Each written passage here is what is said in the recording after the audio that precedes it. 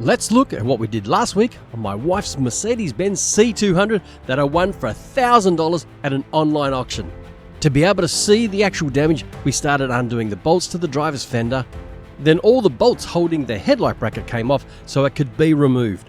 Then the front of the car was jacked up, put on stands, arch linings removed, and then the fender off. Then the rest of the front end had to come off, with the radiator cover off, then the grille, and finally the entire front bumper. Then it was on to straightening a tiny section at the front of the non-structural end of the frame and heating up and straightening the slightly curved crash bar back into its original position. And then the replacement headlight bracket was put in, showing us that everything was lining up to where it should be. Now, let's continue on with fixing up the Merc. G'day everyone, we're back, part 3 of the Mercedes-Benz C200 getting the wife's car fixed up. So,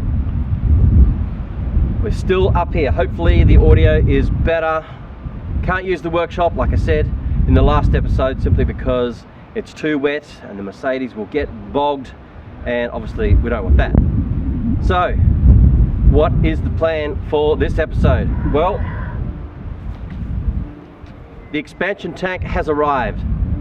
So, I want to give the engine a big degrease. We're going to do that first.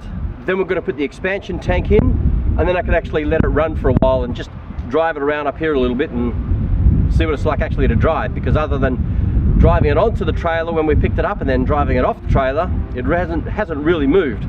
So the plan is to do that. The plan is to get the welder, lift that little dimple that's in the frame, try and get that straight a bit better, and we'll see what else we can squeeze in for the day. Let's get on with that. You ready? Okay. So to remove the expansion tank, first of all, we remove the return line. There's one simple clip and out it comes. It's sealed with an O-ring, nice and easy.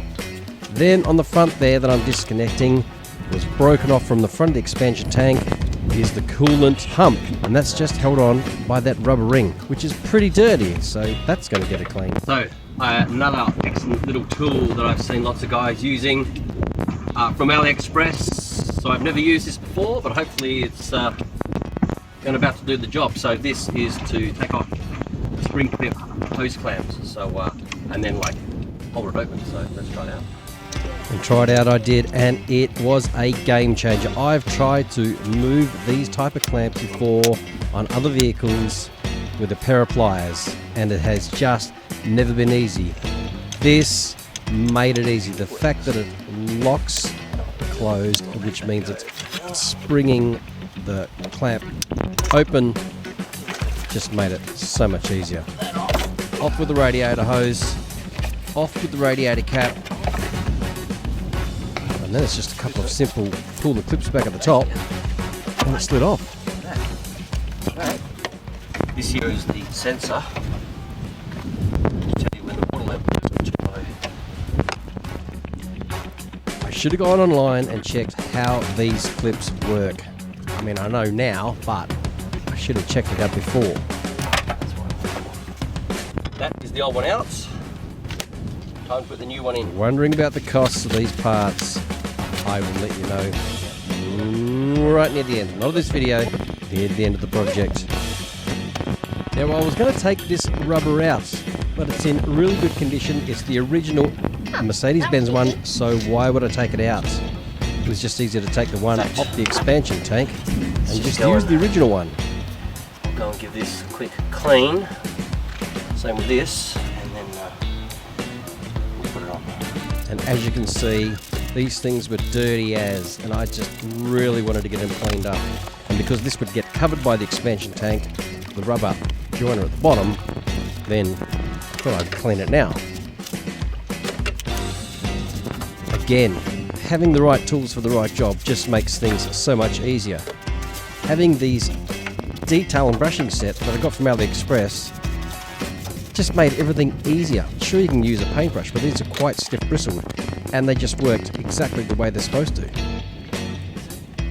On back with sensor wire.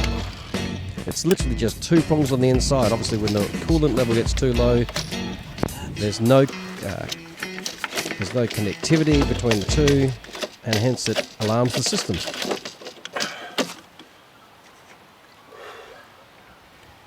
But the hose clip back in its original position. Excellent. That's on. There. Clips. There we do it. That. So now look at that. New tank. This Already in. is here. So we need to put this rubber on here.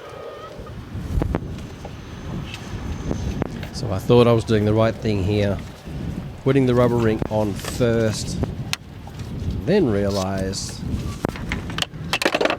that wasn't going to work. That. Now I did get the tiniest amount of water inside the connection, so I tried to blow it out because, again, not being in the workshop where the air compressor is, I could have just connected it straight away with blowing it out with high pressure air. Leave it open just to dry out a little bit, and this clip. But I'm not in the workshop.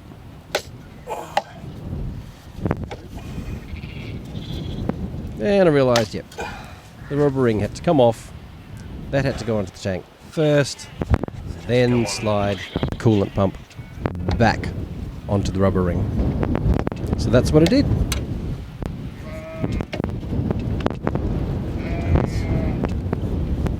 It's got to go on, and then that pushes up into it. Like so.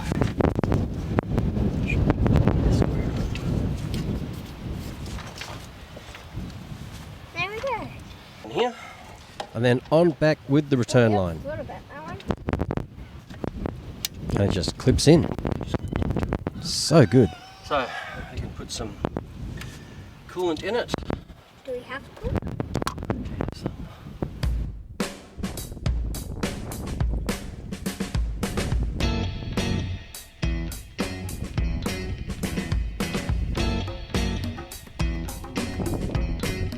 It's not leaking out there, so that's good. And I think that must be a return line. The return line, I mean, is the one at the top. This is what definitely feeds the motor. It's not leaking out, so reconnect the battery and we'll start it up. Okay, so I put some coolant in. It's not the exact correct stuff. It's actually a concentrate one, so I've just put a little bit in to add some water to it. But there's no min or max level on the expansion tank. So if you know anything about Mercs, then let me know what the deal is as to how far it should actually be filled. Do I fill it to the top? I just kind of assume that's what I'm going to do at the moment, so that's what I'll do.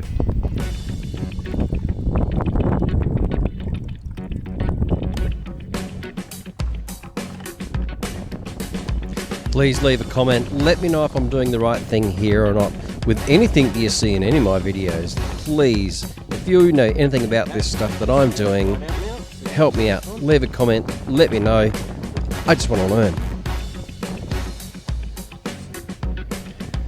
Now, as I was reconnecting the battery here, and I only had reconnected the positive, I suddenly remembered that I didn't have the crash bar sensor connected back on. So I needed that connected and in place first before I went and put the battery fully on. Otherwise, connecting the battery and then moving this could set the airbags off. And I didn't want that happening. Now on with the horn. Clips designed so I can only go in one position, one bolt. Easy done. Both 10mm bolts. This is what's left of the headlights, and again, I should have gone and checked out how these clips came off.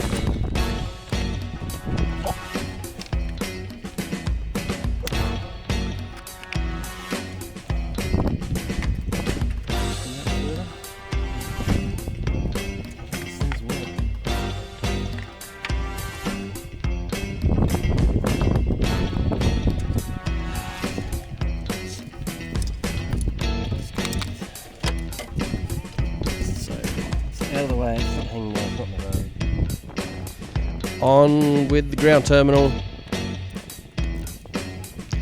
I know we can fire this thing up. Okay, battery is reconnected. Expansion tank is in. So now I'm just going to start the car up and make sure that it doesn't leak, and just give it a quick run around and actually see that everything is okay. Okay, hopefully having the battery off doesn't mean I've got to reset things. We're about to find out. Well, that's a good sign. Talk about washer fluid. Nope, started straight up. That is fantastic. So let's get under the engine bay. Lift the bonnet again and let's have a look, make sure that everything is okay under there.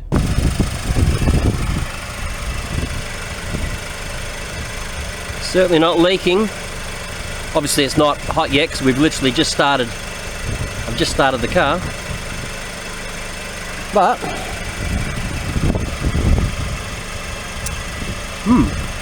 it's interesting to note that automatically must have closed when you start the car because it was open the entire time. It needs a massive clean out too. So at some point we need to change the air filter, change the oil, and they're two things I have, believe it or not, have never done. And there is also on the inside of the car a cabin air filter, which will pretty sure that's probably going to need to be replaced, but we'll have a look. Anyway, let's give it a quick run and then we can degrease the motor.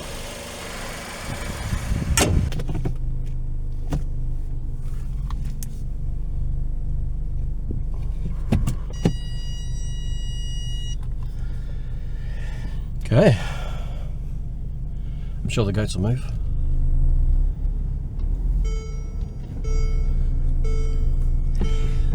Warning sign says the bonnet is open, which we know it is.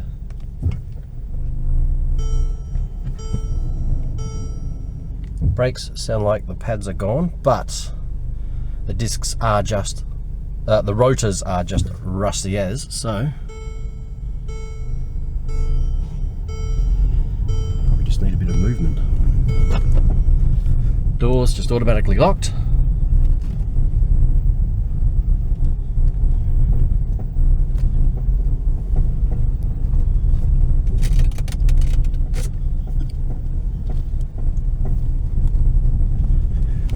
It's an exciting racetrack, isn't it? See if I can beat the goats. Let's go down here. Steering is really smooth.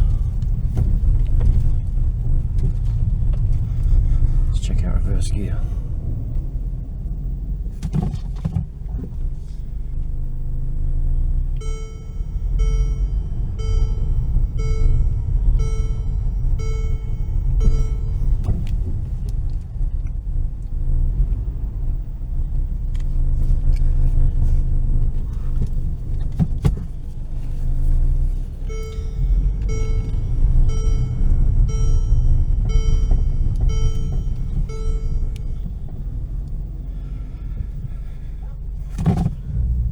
Well, I'm opening the door because it is going to be 26 degrees today, but the fact that the sun's out and I'm in a closed car and I sweat in the shade of winter doesn't help. Anyway, it feels really good. I do need to check the rotors though and just see if the pads are gone or whether they do have a lot of rust on them, so a bit of obviously driving will clear that off, but obviously good to check the pads anyway. Right, so let's look at getting the entire engine bay degreased and cleaned, and then just do the final fix to the front of that frame, and we'll see what else we can get done, maybe. So time to make this engine bay sparkle. First of all, remove the engine cover. But before that, I had removed the air intake cover. A couple of cans of degreaser and just absolutely bathe this thing in every place that I can get it in to remove all the dust, the dirt. And I'm glad to say there wasn't much grime and oil around, which is a really good sign.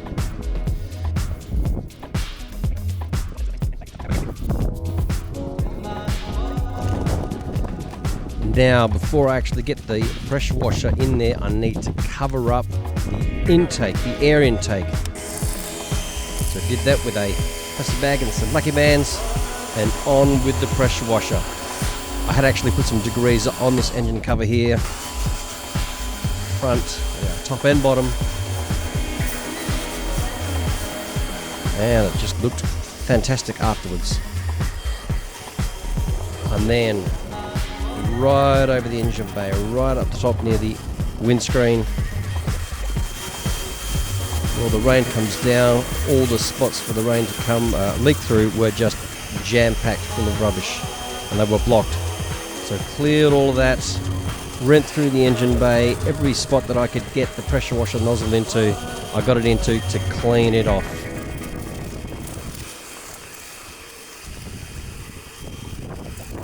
And man, did it make a difference. Have a look at this.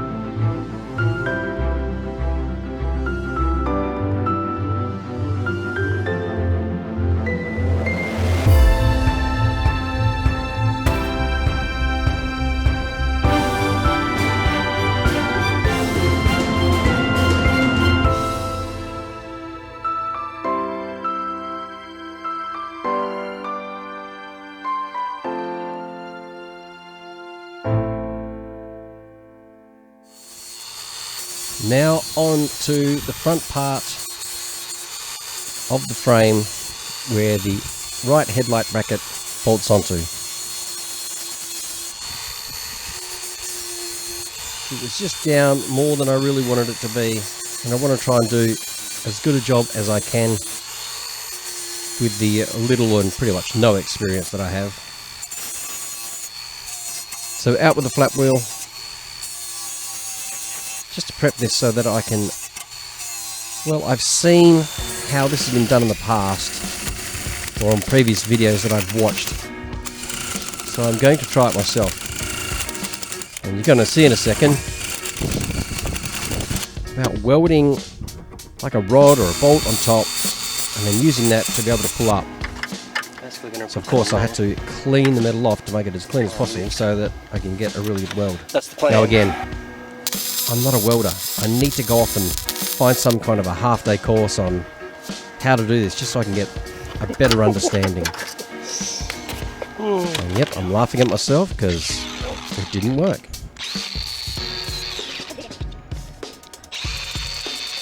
So I haven't left every single bit of welding that I did on here. This would be a lot longer otherwise.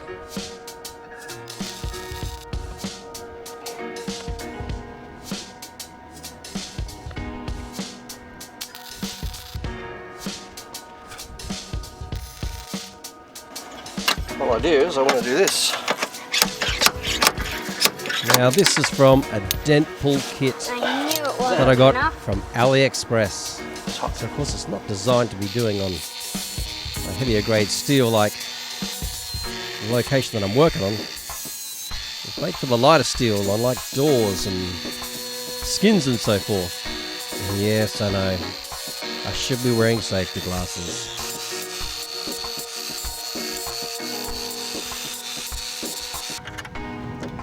Try and put it on again.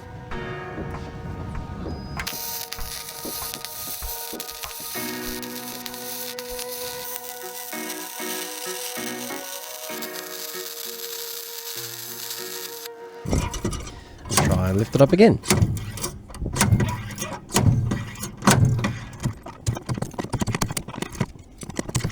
actually was working. And it's too dented.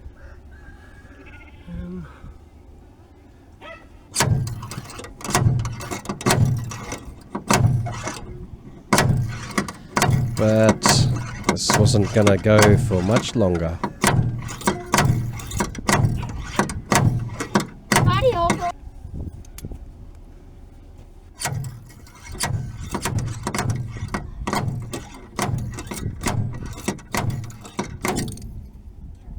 Oh, great. I just broke that off. Yep.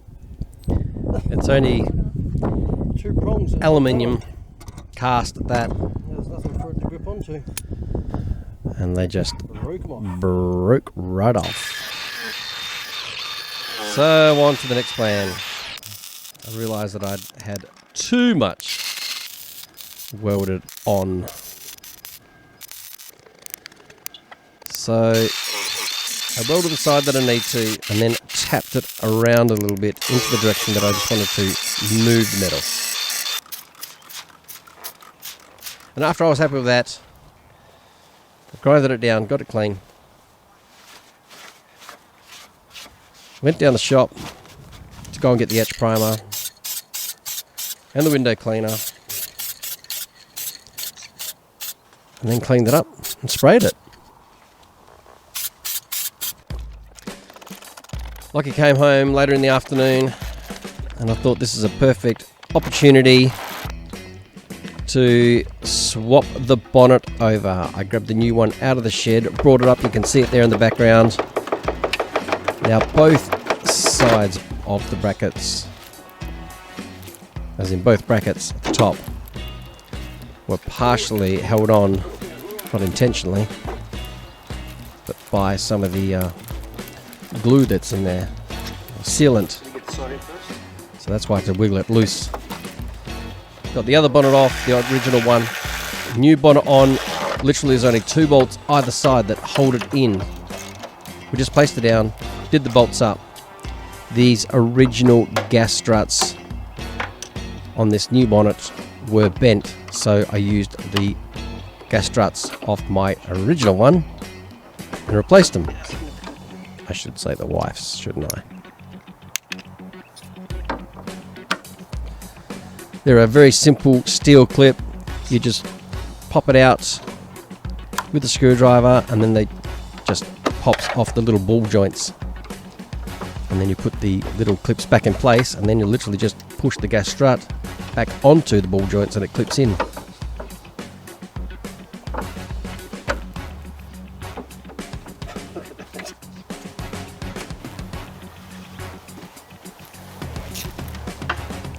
Here I just wanted to make sure that everything was lining up for the 2 latching points, and it did.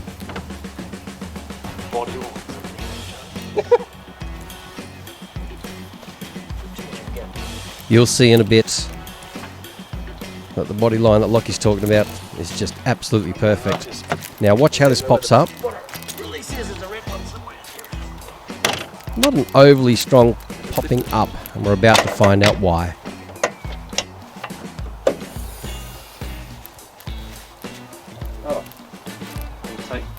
The bonnet springs, the one that I'm looking at, is completely gone, and on the other side that Lockie's looking at is partly broken.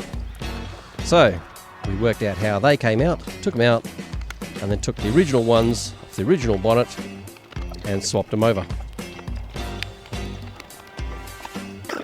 So they literally just clipped in. Then I just wanted to make sure that those bonnet springs were going to sit in the right place, which they were, and then down with the bonnet. And then watch it pop up now. That's how it's supposed to be. Check that body line out.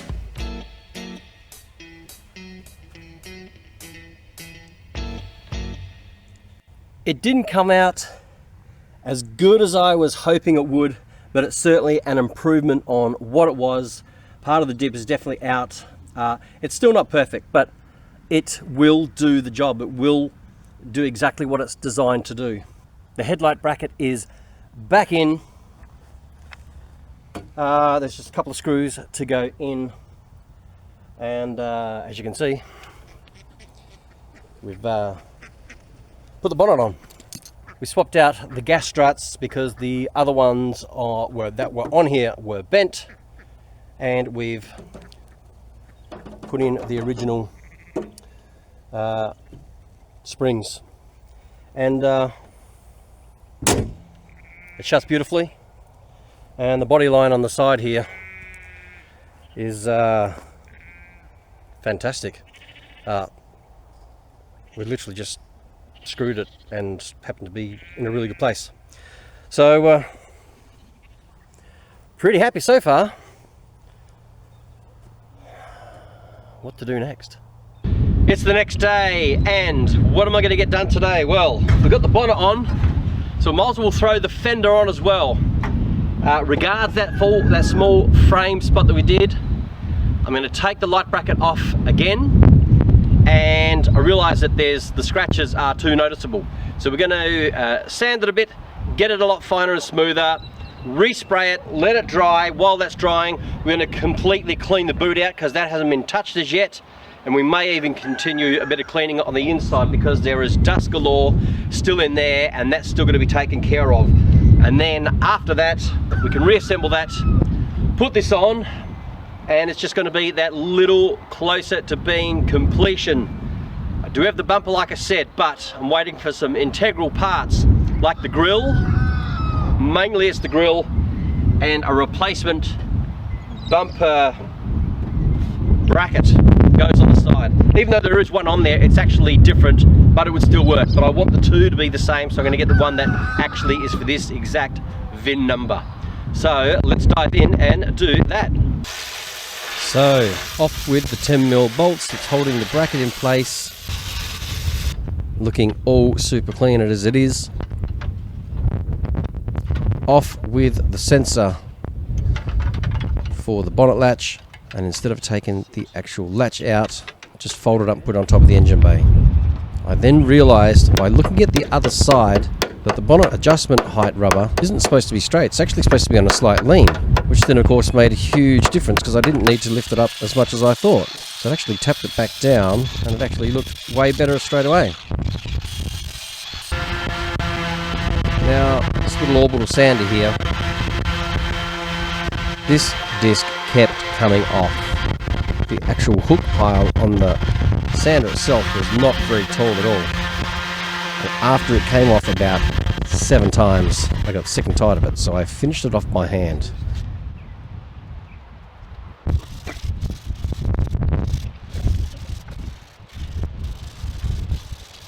And after I was happy enough, I then sprayed it again with the window cleaner and then the etch primer after drying it off. So after giving it a first coat, we then got into the boot where I had all the spares and parts that I'd taken off, like the arch liner and the radiator cover. Then I was like, I better check out what else is in here. Found a USB cable.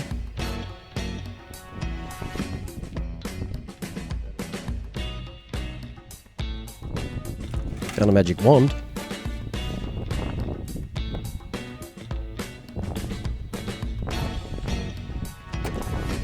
And I found some solder.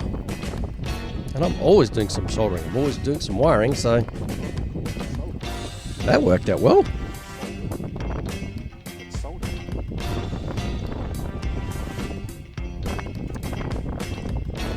There were some old receipts and so forth, and as you can see, there's hay galore.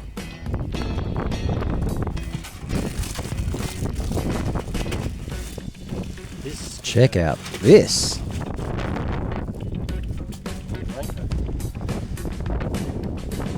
For the weekend weather that we're having with the grey clouds you can see in the background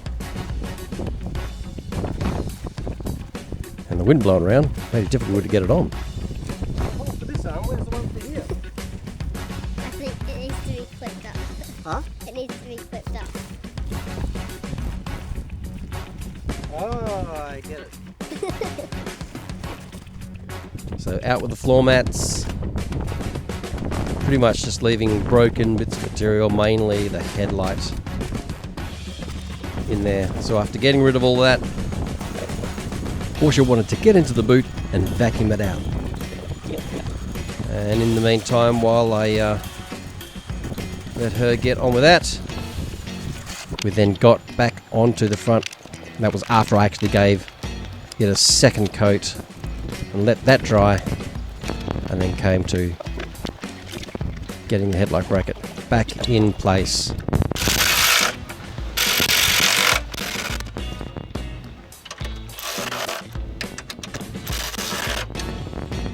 This cordless ratchet that takes a Makita battery, guess where I got that from? Oh, a little bit at the front here.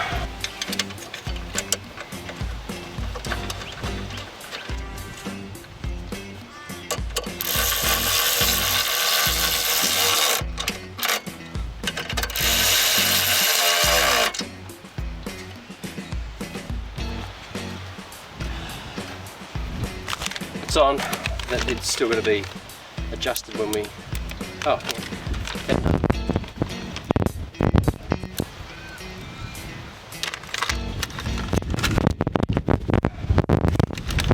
Yeah, the wife had come out. Three, they're the original ones from the top. So I'm gonna Told put them me back that the rain was coming, and I had minutes. in. Where's the two nuts? And as usual, she was right. Just as I was getting ready to Yeah, quit. get this in place. Oh, the rain's coming. I can feel it. Yep. I could feel the rain starting to come. Going in now. There was a white clip on the fender that I needed to get off, because there's two white clips that are already on that side trim there.